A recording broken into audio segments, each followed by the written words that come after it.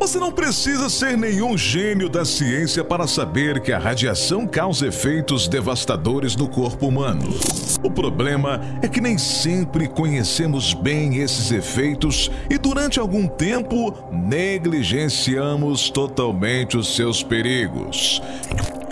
Eu sou Donato de Paula, narrador do Mistérios do Mundo, e aqui está a história sobre o que aconteceu com um homem que tomou suco radioativo.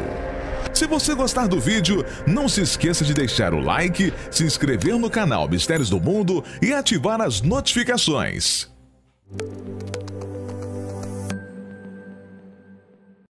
Talvez você esteja se perguntando quem em sã consciência iria ingerir por livre e espontânea vontade algum tipo de substância radioativa.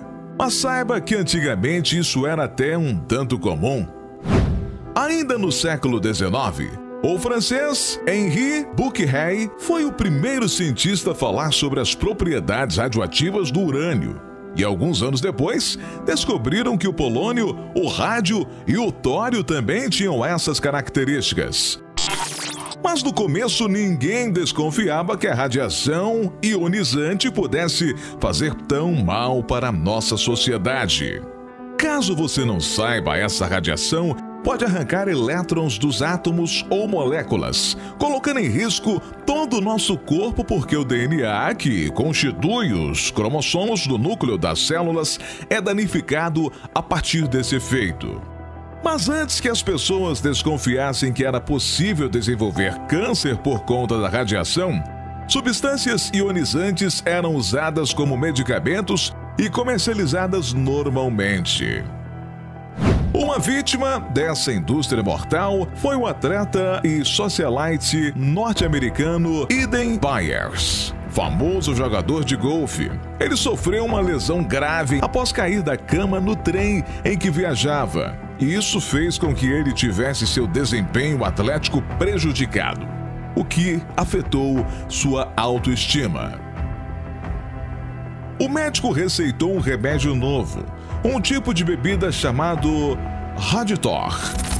O que ele não sabia é que o inventor desse drink, que não era nada mais que rádio diluído em água, pagava os médicos para que receitassem sua fórmula.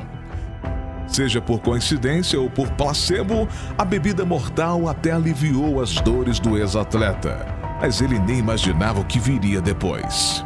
Entusiasmado com os efeitos positivos da bebida, Byers passou a recomendar o Raditor para sua família, namorada e um grupo de amigos. Acredita-se que o rapaz tenha consumido mais de 1000 doses do remédio, acreditando que dessa forma estaria recuperando a saúde e desempenho físico. Após alguns anos, os problemas começaram a aparecer. Primeiro veio a perda de peso e as dores de cabeça. Depois, o rapaz passou a perder alguns dentes, o que fez com que ele percebesse que algo ia realmente mal com a sua saúde. Foi apenas em 1931 que a comunidade científica passou a perceber que a radiação não tinha nenhum efeito benéfico. Mas para Byers, era tarde demais. Segundo o advogado que testemunhou no lugar do atleta na justiça, quase todos os dentes superiores de Byers tiveram que ser removidos. Além disso, alguns segmentos ósseos do rapaz estavam literalmente se desintegrando, deixando buracos no crânio dele. Byers faleceu aos 51 anos, poucas semanas após descobrir que seu caso era terminal.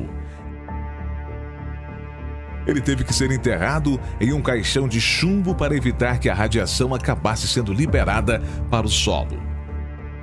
Depois disso, vários médicos e cientistas passaram a testemunhar contra substâncias radioativas, alertando para os perigos que elas podiam oferecer às pessoas. Pouco a pouco, essa indústria mortal foi chegando ao seu fim. Curiosamente, o homem por trás do Raditor, William Bailey, insistiu por mais alguns anos que sua bebida era segura, e ele fez isso até 1949, quando acabou falecendo de um câncer na bexiga. Seu corpo foi exumado cerca de 20 anos após ser sepultado e os testes realizados apontaram que ele ainda estava totalmente tomado pela radiação. O vídeo de hoje vai ficando por aqui. Conte o que achou nos comentários. Até a próxima!